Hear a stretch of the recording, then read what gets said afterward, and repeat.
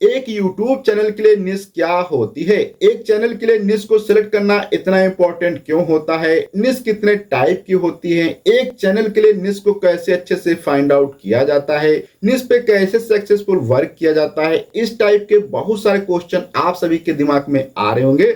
अगर आप भी एक नए क्रिएटर हैं और YouTube पे सक्सेसफुल वर्क करना चाहते हैं, लेकिन सबसे बड़ी प्रॉब्लम आती है कि कैसे एक चैनल के लिए आप एक अच्छे से निश फाइंड आउट कर सकते हैं, क्योंकि YouTube जर्नी का ये सबसे पहला पार्ट होता है जहां पे आपको एक अपने चैनल के लिए निश को सिलेक्ट करना होता है।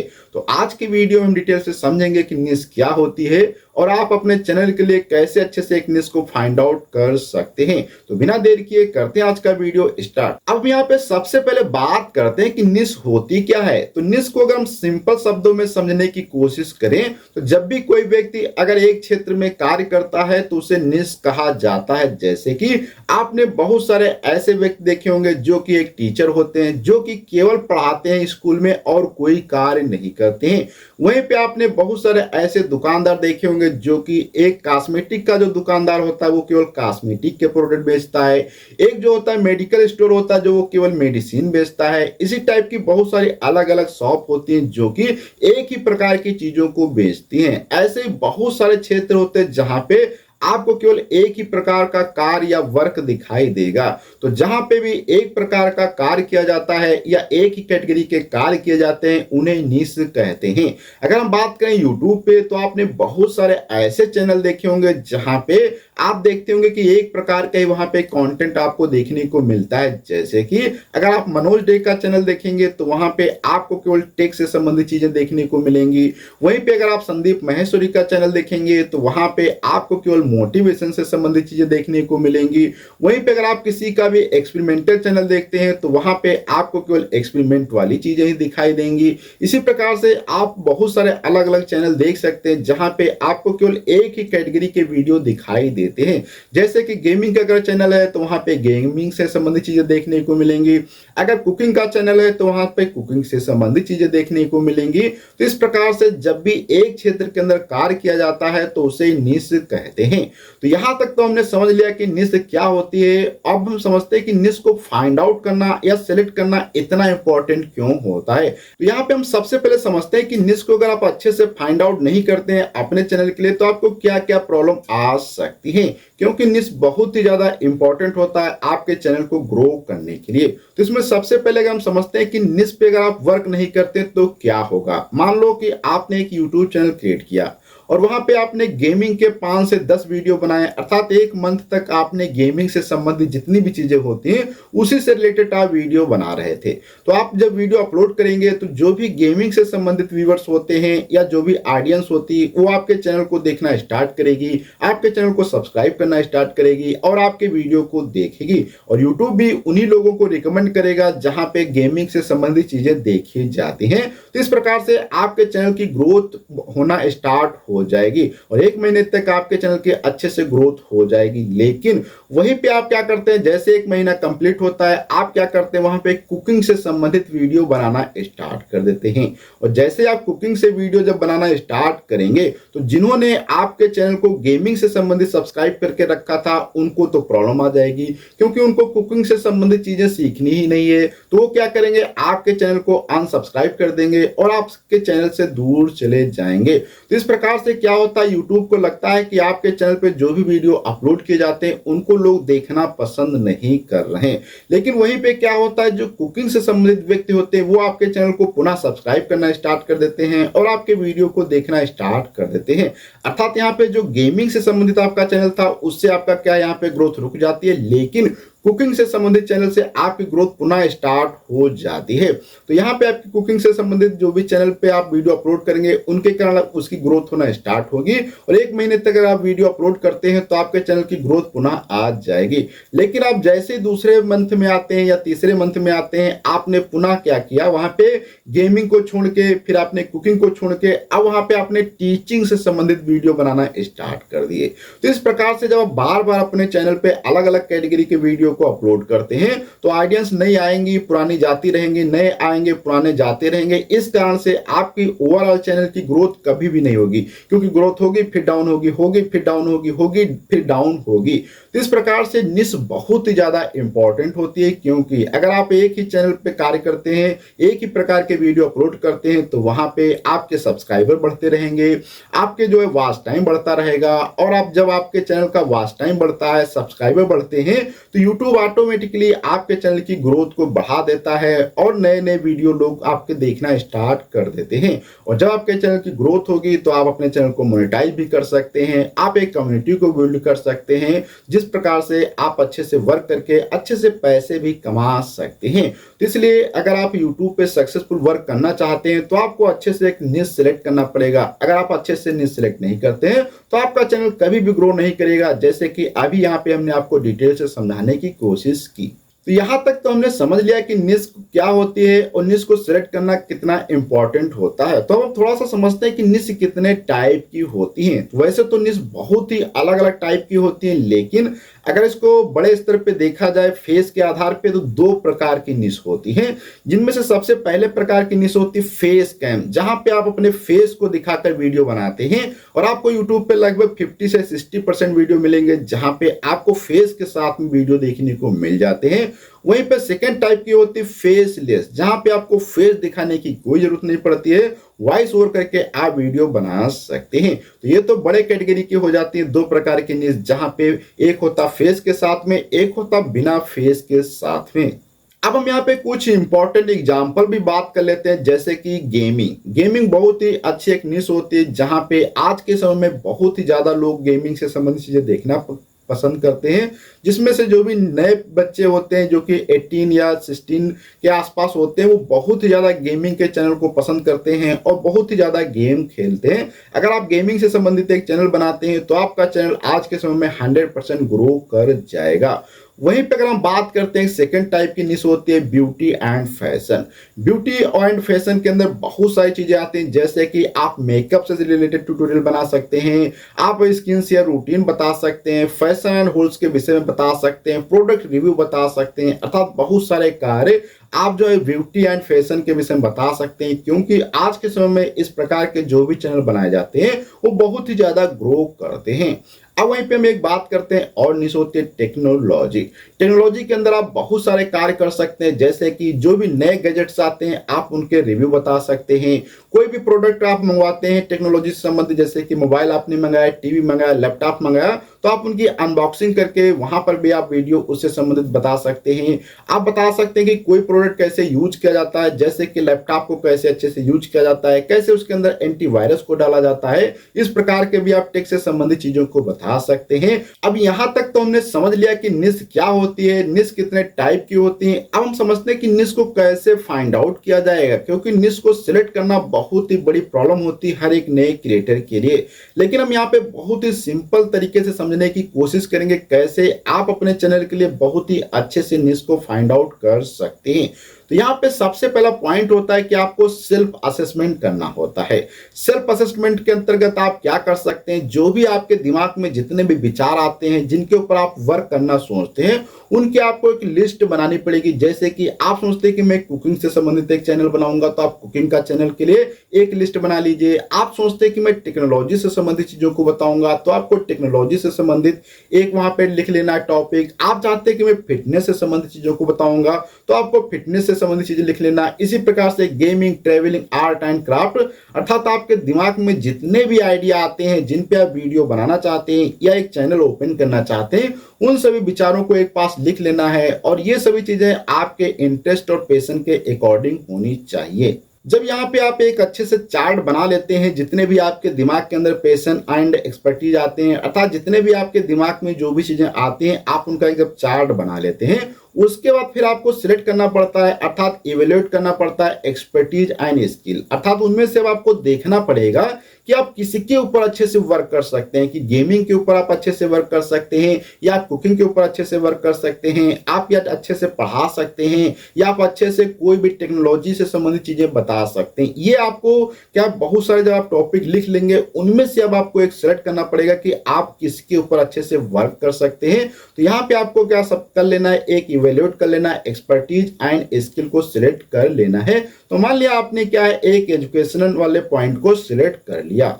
अब यहाँ पे जब आपने एजुकेशनल चैनल के लिए या एजुकेशनल टॉपिक को सिलेक्ट कर लिया, उसके बाद पॉइंट आता है कि आपको ये भी देखना पड़ेगा क्या आपने जो टॉपिक सिलेक्ट किया है उस टॉपिक पे आप बहुत लंबे समय तक वर्क कर सकते हैं कि नहीं। ऐसा नहीं कि आपने जो टॉपिक सिलेक्ट किया उस पे आपने 5 से 6 वीडियो बनाए, उसके बाद आपके दिमाग में कोई आइडिया ही नहीं आता है, या आप उस पे ज्यादा समय तक वीडियो नहीं बना सकते।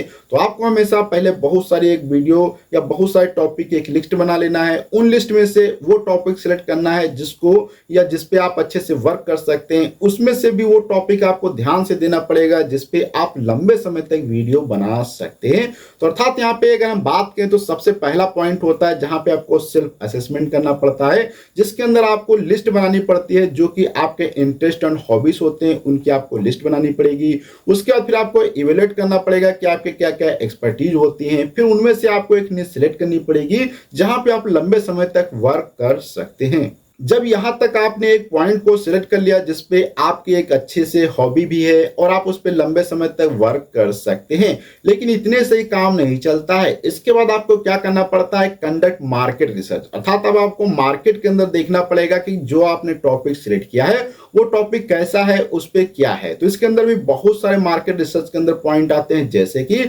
आप चाहे तो यूज कीवर्ड रिसर्च टूल का यूज कर सकते हैं, जहां से आपको ये मालूम हो जाएगा कि आपने जो टॉपिक सिलेक्ट किया है उस टॉपिक पे कितना सर्च वॉल्यूम है, अर्थात ज्यादा लोग उसको सर्च करते हैं कि नहीं चेक करते हैं, उसके अंदर क्या कंपटीशन है, इन चीजों को आप एनालाइज कर सकते हैं। उसके बाद फिर इसमें एक पॉइंट आता है एनालाइज ऑडियंस डिमांड। ये भी आपको देखना पड़ेगा कि आपने जो टॉपिक सिलेक्ट किया है या आप जिस टॉपिक पे वीडियो बनाने वाले हैं उस टॉपिक की कोई डिमांड है कि नहीं, क्योंकि अगर आपके वीडियो की डिमांड ही नहीं होगी तो आपका चैनल ग्रो नहीं करेगा, अर्थात आपका वीडियो कभी भी वायरल नहीं होगा। इसलिए आपको वीडियो बनाने से पहले या चैनल की निश सिलेक्ट करने से पहले इस पॉइंट पर भी ध्यान देना पड़ेगा कि आप जिस टॉपिक को सिलेक्ट कर रहे हैं उसकी कोई डिमांड है कि नहीं।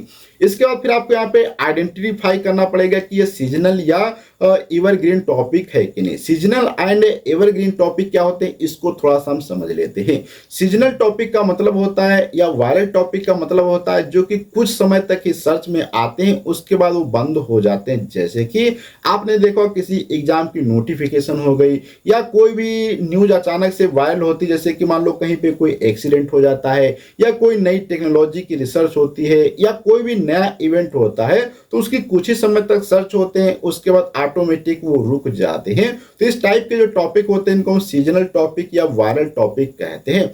वहीं पे आपको जो दूसरे टॉपिक होते हैं एवरग्रीन टॉपिक, एवरग्रीन टॉपिक वह टॉपिक होते हैं जो कि बहुत लंबे समय तक लोग उनको सर्च करते हैं, लंबे समय तक उस पर व्यूज आते रहते हैं। जैसे कि अगर आप मान ले वीडियो एडिटिंग का कोर्स बनाते हैं तो लोग वीडियो एडिटिंग बहुत लंबे समय तक देखते रहते हैं। अगर आप मान लिया किसी क्लास को पढ़ाते हैं तो वहां पे अगर आप किसी क्लास की डिटेल से स्टडी करते हैं, जैसे कि परमाणु क्या होता है, परमाणु कितने प्रकार के होते हैं, तो इस टाइप के जो भी टॉपिक बनाए जाते हैं ये बहुत लंबे समय तक लोग इनको देखते हैं, क्योंकि ये टॉपिक बार बार इसमें चेंजेस नहीं होता है, इस कारण से लोग इनको बहुत लंबे समय तक देखते रहते हैं। तो इस प्रकार से यहाँ पे आपको मार्केट रिसर्च के अंदर 3 टॉपिक करने पड़ेंगे, जैसे कि कीवर्ड रिसर्च पहले करना पड़ेगा, फिर एनालाइज करना पड़ेगा कि ऑडियंस की क्या डिमांड है, उसके बाद आपको आइडेंटिफाई करना पड़ेगा कि कौन सा सीजनल टॉपिक है, कौन सा एवरग्रीन टॉपिक है। तो इस पर भी हम डिटेल से वर्क करेंगे जब एक सेपरेट वीडियो बनाएंगे। मार्केट रिसर्च करने के बाद फिर यहाँ पे एक और पॉइंट आता है कि एनालाइज कंपटीशन। आपको कंपटीशन भी देखना पड़ेगा कि आपने जो निश सिलेक्ट किया है उसके अंदर कितना कंपटीशन है, क्योंकि अगर आप कंपटीशन को नहीं ध्यान से देखते हैं तो फिर आपको प्रॉब्लम हो जाएगी, क्योंकि बहुत सारे जो पहले से ऑलरेडी चैनल एग्जिस्ट करते हैं या जो पहले से चैनल है वहां पर ऐसे वीडियो बहुत सारे बन चुके होंगे जो कि आप वीडियो बनाना चाहते हैं, और उनके चैनल बड़े होते हैं और उनके चैनल पुराने होते हैं, जिस कारण से उनके चैनल पे जो भी वीडियोज होते हैं उन पे व्यूज आते रहते हैं, आपके चैनल पे व्यूज नहीं आएंगे।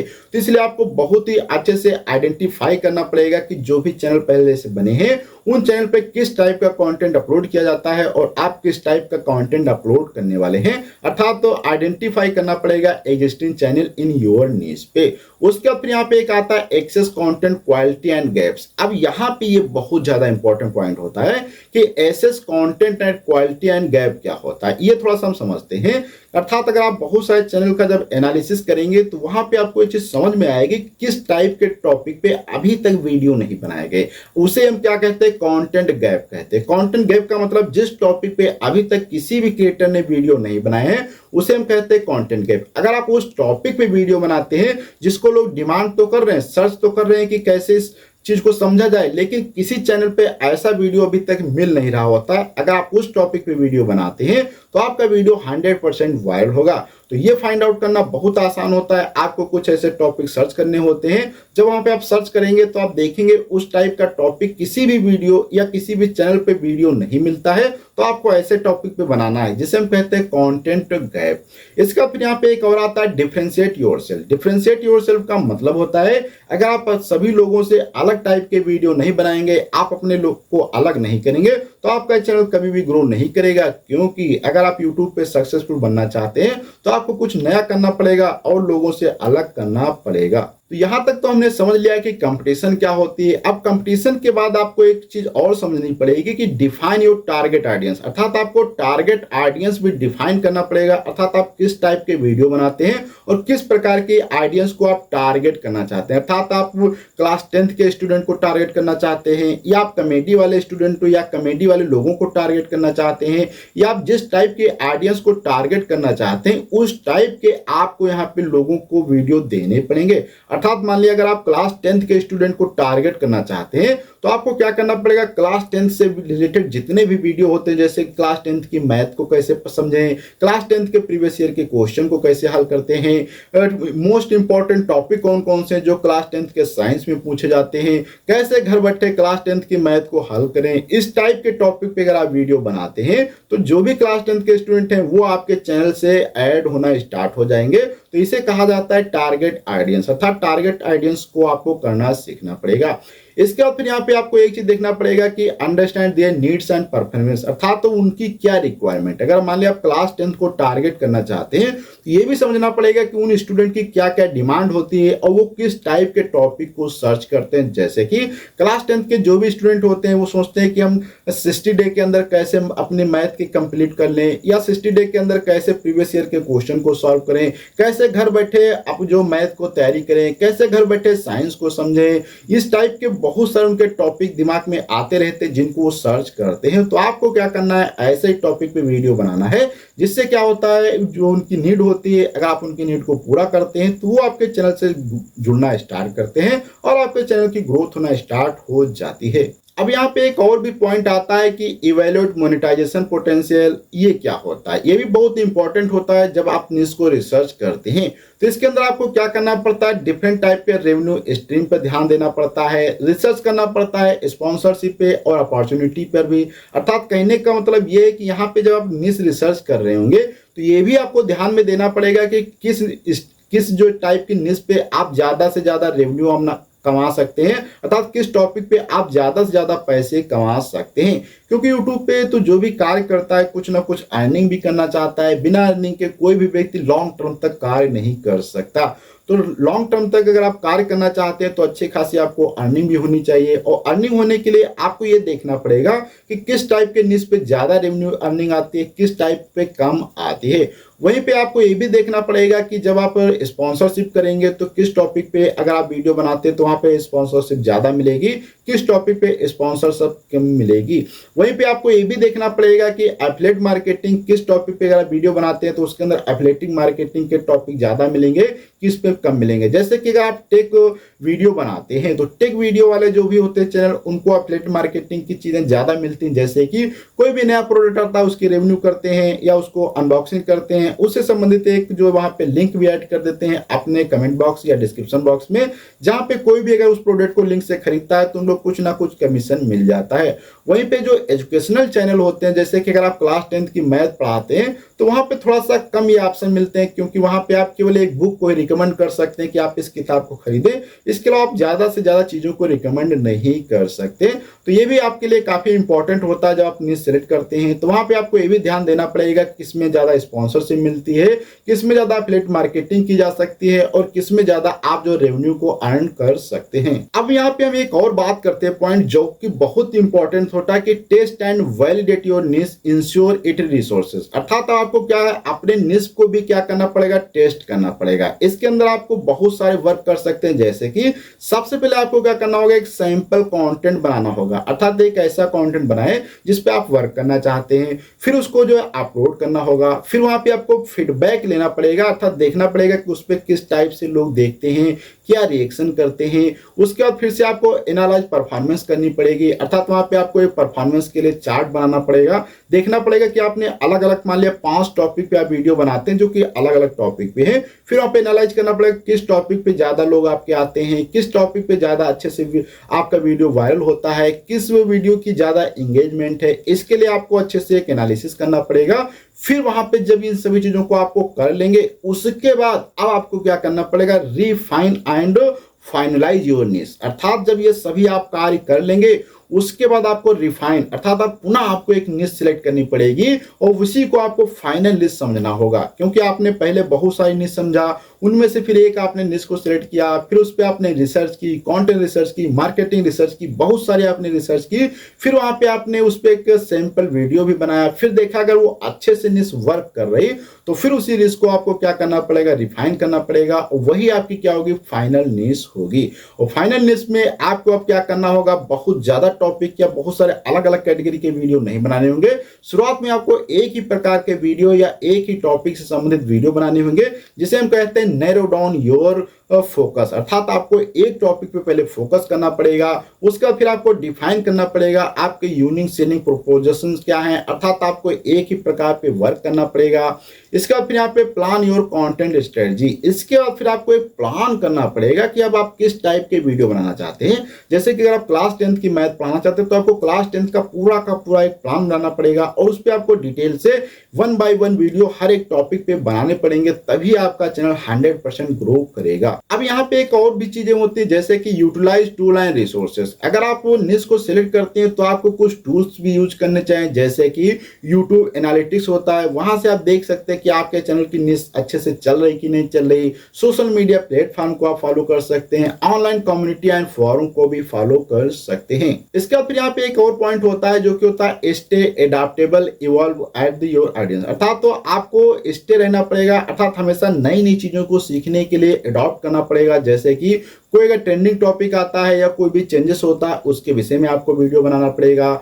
कोई भी आपके भी कोई क्वेश्चन पूछता है या कमेंट में पूछता है तो उसका भी आपको रिप्लाई करना पड़ेगा या उससे अकॉर्डिंग आपको वीडियो बनाना पड़ेगा। नए नए एक्सपेरिमेंट आपको अपने चैनल पे करने होंगे कि इस टाइप का वीडियो बनाएं, कैसा थंबनेल बनाएं, कैसा बनाएं। ये भी सभी चीजें निश के अंतर्गत आपको करनी पड़ेंगी और जिस पे आपका सक्सेसफुल निश वर्क करता है उसी पे कार्य करना पड़ेगा। तो यहां तक तो हमने डिटेल से समझ लिया कि निश को कैसे फाइंड आउट किया जाता है। अब हम यहाँ पे थोड़ा सा लास्ट में समझ लेते हैं कि निश पे एक सक्सेसफुल वर्क कैसे किया जाता है। तो इसके लिए आपको कुछ यहाँ पे टिप्स हम देते हैं, जैसे कि सबसे पहला होता है प्रोवाइड यूनिक वैल्यू। आपको हमेशा यूनिक वैल्यू बनानी पड़ेगी, अर्थात एक अलग टाइप के आपको कंटेंट बनाना पड़ेगा, इंगेज विद ऑडियंस होना पड़ेगा, अर्थात जिस टाइप की इंगेजिंग या जिस प्रकार के ऑडियंस चाहती है वैसे ही आपको वीडियो बनाने पड़ेंगे। आपको कंसिस्टेंसी बनानी पड़ेगी। ऐसा नहीं कि आप रोज वीडियो नहीं बनाते हैं या महीने में एक वीडियो बनाते हैं, अर्थात आपको जितने वीडियो बनाने, महीने में अगर 4 वीडियो तो आपको 4 बनाने पड़ेंगे। अगर आप रेगुलर वीडियो बनाना चाहते हैं तो रेगुलर वीडियो बनाने पड़ेंगे, अर्थात आपको कंसिस्टेंसी होनी चाहिए। और ऑप्टिमाइज फॉर एसईओ, एसईओ का मतलब आप अच्छे से अपने वीडियो का थंबनेल भी बनाएं, अच्छे से टाइटल भी लिखें, अच्छे से एडिटिंग भी करें, और भी बहुत सारे एसईओ के अंतर्गत चीजें आ जाती हैं। उसके बाद इन्वेस्ट इन क्वालिटी, क्वालिटी के अंदर भी आपको बहुत ज्यादा इंप्रूवमेंट करना पड़ेगा, अच्छी अच्छी चीजें वहां पे दिखानी पड़ेंगी, अच्छे से एडिटिंग करनी पड़ेंगी, इसलिए आपको बहुत सारे कार्य भी करने पड़ेंगे। तो आज की वीडियो में हमने डिटेल से समझ लिया कि निश क्या होती है, निश कितने टाइप की होती है, कैसे निश को अच्छे से फाइंड आउट किया जाता है और निश पे कैसे सक्सेसफुल वर्क किया जाता है। अगले वीडियो मिलेंगे कुछ नई जानकारी के साथ में, जब तक के लिए धन्यवाद।